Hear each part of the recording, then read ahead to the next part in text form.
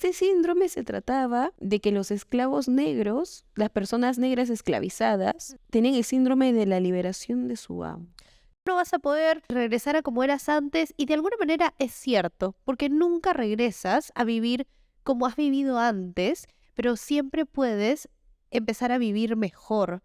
No han tenido conocimiento, herramientas emocionales ni nada por el estilo. ¿Cómo podría ser posible que no tengan una afección cognitiva? Pero es que si la gran mayoría tiene esta afección cognitiva, ¿no es eso acaso lo normal? Exacto, la normativa. Bienvenidas, bienvenidos y bienvenides a un nuevo episodio de Revelándonos, En donde revelaremos dogmas sociales con los que hemos crecido. para revelarnos a lo establecido. Yo soy Lorena Yo soy Jean, ajusten sus audífonos, pónganse cómodos. y que empiece la deconstrucción. ¿Alguna vez has sentido miedo de que te encierren en un diagnóstico mental clínico? ¿Alguna vez has sentido miedo de que si te dicen que tienes depresión o ansiedad o bipolaridad, no haya nada más allá de eso?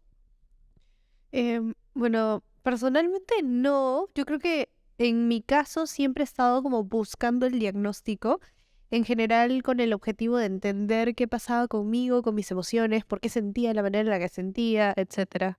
¿A ti te ha dado miedo alguna vez? Creo que no me ha dado miedo buscar un diagnóstico, pero sí en algún momento me dio miedo conocer el diagnóstico. Por el 2020 decidí ir a terapia. No me metí a terapia con la intención de tocar el tema de mi relación de hace 2 años, en ese momento, sino para ver temas que me estaban pasando en ese contexto, en la actualidad. Pero en terapia, como siempre hace la mente y el cuerpo, empecé a hablar de esa relación pasada y me di cuenta en verdad que me había dejado mucho daño, porque fue una relación bastante violenta, fue una relación, no quiero llamarla tóxica, pero fue una relación Pero yo creo que sí entra en la categoría de tóxica. ¿Por qué te dejó un daño? porque me dejó un daño, fue bastante dañina para mí y no me había dado cuenta. Claro. Y claro, porque 2 años después de eso, de ya haber terminado la relación, yo aún tenía ese daño, porque aún tenía muchas heridas. Y fue cuando mi psicóloga en ese momento me dijo: Lore, lo que estás pasando es trastorno de estrés postraumático. Y yo, ¿what?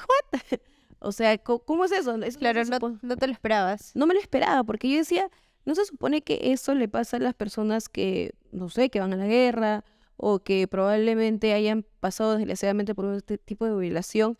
Y me dice: Lore, no, el trastorno por estrés postraumático, claro, también sucede en esos casos, pero también suceden en casos como el tuyo, porque tú estuviste en un episodio de estrés, no en uno, sino en varios episodios de estrés crónico, porque duró varios meses esa relación. Y fue ahí donde yo dije, mierda, claro. Y yo nunca lo sentí como, pa, un golpe que te dan y ya estás, entre comillas, traumada, sino que era algo constante y constante y constante. Y en ese momento yo sí me asusté, porque yo dije, ¿qué hay después de esto? Claro, creo que lo que pasó de repente fue que pensaste que después de enterarte de que tenías este estrés postraumático, tu vida iba a cambiar y que nunca ibas a poder. Y creo que es la idea de muchas personas, ¿no? Que tu vida va a cambiar de una manera y luego no vas a poder dar la vuelta hacia atrás y regresar a como eras antes. Y de alguna manera es cierto, porque nunca regresas a vivir como has vivido antes, pero siempre puedes empezar a vivir mejor.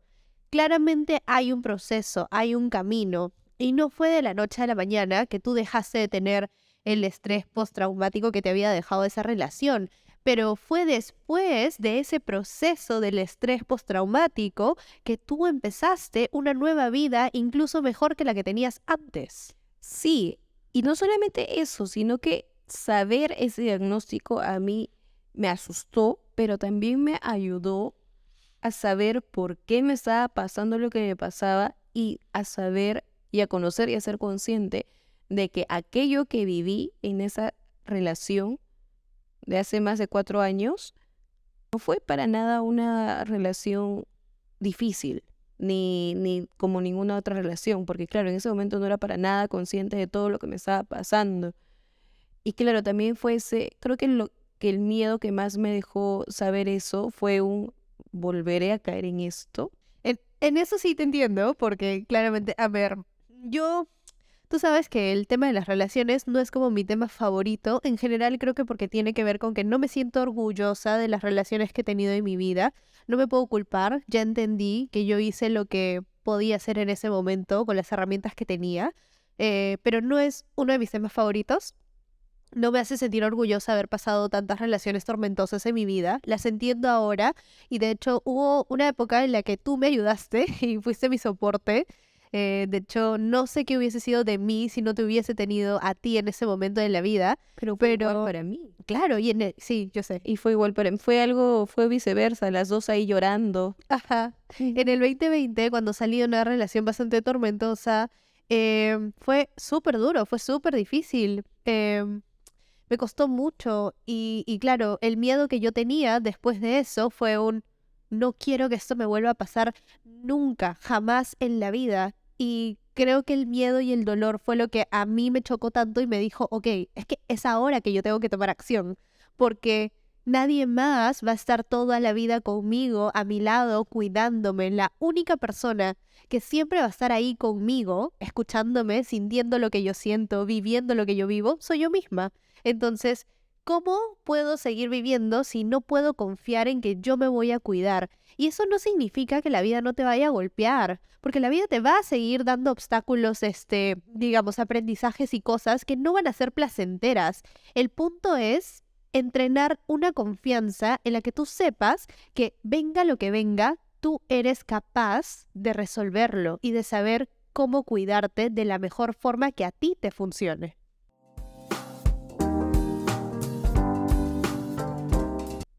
Pero entonces, ¿qué se supone que es un trastorno mental? Y creo que para resumirlo de una manera bastante concisa, es una alteración clínicamente significativa de la cognición. Ujú.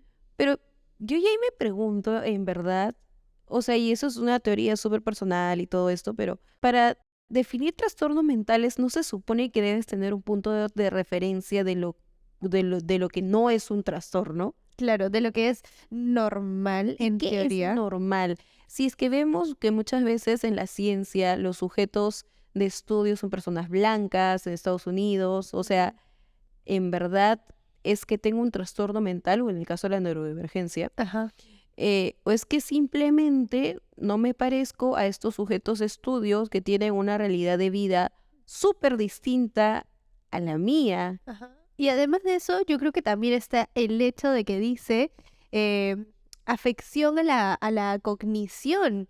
Y digamos, si venimos de una sociedad en la que no se habla de las emociones y en la que los padres o los abuelos de los abuelos y los tatarabuelos y los bisabuelos y todos los de tu árbol genealógico no han tenido conocimiento, herramientas emocionales ni nada por el estilo, ¿cómo podría ser posible que la gran mayoría de las personas que vivimos ahora en este mundo no tengan una afección cognitiva? Pero es que si la gran mayoría tiene esta afección cognitiva, ¿no es eso acaso lo Lo normal? normal, Exacto, la normativa, lo normal. Y entonces, y ahí nos volvemos a preguntar, ¿no? O sea, trastornos mentales según quién. según quién. Y creo que no quiero dejar de decir que es importante los diagnósticos, pero creo que ahora está muy de moda etiquetarse.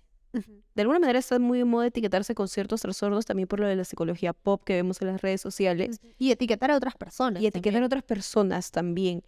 Y con etiquetar me refiero a encerrarnos en esa burbuja y creer que solo somos eso, que me pasó a mí Ujú. cuando descubrí que tenía TDAH y pasaba ciertas cosas, y yo siempre decía, ay, es que tengo TDAH, Ujú. ay, es que tengo TDAH. Mari se va a acordar que toda la vida estábamos en el departamento las tres viviendo y algo hacía Lorena y Lorena no sé qué cosa y ella volteaba y nos miraba, ay, es que tengo TDAH. Claro, en algún punto de mi vida se volvió mi excusa para no cambiar ciertos comportamientos que tenía. Que claramente habrá uno que sí, que pueda, otro que no, otro que necesitaré diferentes herramientas para hacerlo.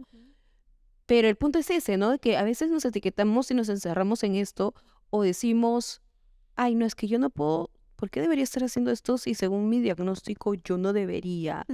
Claro. Dentro del mismo diagnóstico hay variedad. Claro, y te empiezas a limitar también, ¿no? Como, ay, no se supone que yo podría o debería hacer esto y por lo tanto mejor no lo hago. Y no se trata de eso. El diagnóstico yo creo que es más como un mapa para saber más o menos qué cosas podrían estar dificultando tu estilo de vida y cómo puedes ayudarte. No se trata de tener, digamos, ¿no? Encerrarte en un círculo y decir, ok, estos son mis límites y de aquí para allá yo no voy. Porque uno nunca sabe, cada persona es distinta, cada persona es un universo complejo. Entonces siempre hay que ir probando ensayo y error y las cosas cambian Y es además. más, en las terapias, ya sea psicológicas o en las terapias psiquiátricas que hay, que yo sepa, no hay ningún terapeuta que te diga, vamos a conocer esto y con esto vas a estar mejor.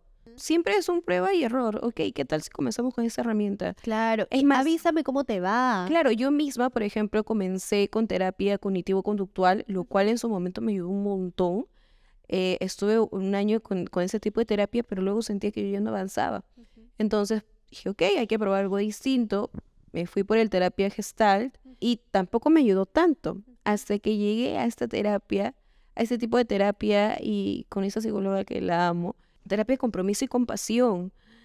Y para mí fue totalmente revelador porque digo, bueno, esto es lo que necesito en este momento, porque era un momento en el que estaba siendo súper dura. Entonces, en la salud mental también está eso de prueba y error y por eso no deberíamos creer tantos a los gurús diciendo que, ay, con esto vas a mejorar.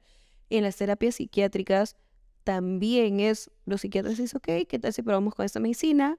Si no te va bien, probamos con otra. Claro, no todo Vamos. es tan categórico. Y a mí también me pasó eso, ¿no? Al principio tuve una terapia tipo psicodinámica y me ayudó muchísimo, avancé mucho, pero también llegó un punto en mi vida en el que dije, ok, creo que esto ya no me está sumando tanto como me sumaba, probemos otra cosa. Y casualmente, obviamente tuve que buscar a Lorena para eso y decirle, oye, ayúdame a encontrar como contactos de psicólogos para probar una nueva terapia. Y descubrí a Paz con esta terapia enfocada en la compasión. Y al principio me sonó como que, ¡ala, qué loca esta shit! Parece como una cosa del universo, así, ¿no? Y a mí me gustan esas cosas. Entonces dije, voy a tomar la terapia de la compasión porque creo que la necesito en el sentido en el que como yo he crecido en una familia en donde han sido tan duros y tan estrictos conmigo, mi voz interna no era nada compasiva. Y estos meses que he estado con Paz en esta terapia enfocada en la compasión, he aprendido tanto a quererme de una manera en la que yo me siento cómoda, que me es mucho más fácil también interactuar con el resto de las personas a partir del amor que yo siento por mí. Qué lindo hablar de nuestras psicólogas aquí. Sí. Saludos. Salud. Y le vamos a mandar este episodio a ellas. Creo que algo como manera de reflexión sobre los trastornos y viendo también el avance científico que hay constantemente y por lo cual es necesario cuestionar qué es un trastorno mental y qué no. Para el siglo XVIII, XIX, si no me equivoco, había un síndrome llamado drapetomanía. Y este síndrome fue claramente estudiado o creado o puesto su nombre por un científico blanco. Y este síndrome se trataba de que los esclavos negros, las personas negras esclavizadas, tenían el síndrome de la liberación de su amo. Claro, o sea, esta drapetomanía hablaba de que estos esclavos tenían un trastorno mental supuestamente Por ya no querer por hacer lo que querer ser libres. Es increíble lo que durante toda nuestra vida hemos creído que era un trastorno mental. O sea, me parece bastante fuerte decir eso, ¿no? Ujú. Porque hay personas, por ejemplo, que ya no quieren trabajar o que simplemente no les gusta estar pegada a muchas personas, y bueno, trastornos de ansiedad, no sé, cosas así, ¿me entiendes? Claro, a todo le ponen una etiqueta. En todo caso, esto que estamos tocando es para ayudarnos a todos juntos en comunidad a reflexionar acerca de qué son trastornos mentales, qué significan para cada uno y si realmente existen como tal, ¿no? Como una etiqueta de algo malo, porque al fin y al cabo somos seres humanos que estamos hechos de distintos factores de la vida, así que es muy difícil determinar esto. Y bueno, como siempre, al final de cada episodio. Una pregunta de reflexión, por supuesto que sí. Y la pregunta va por el lado de, ¿alguna vez tú misma, te has encerrado en tu diagnóstico o alguna vez has encerrado tú a alguien más en su diagnóstico? Por favor, escríbanlo en los comentarios, queremos leerlos y muchas gracias por acompañarnos en esta rebeldía De revelarnos. Chao, Chao, chao. chao.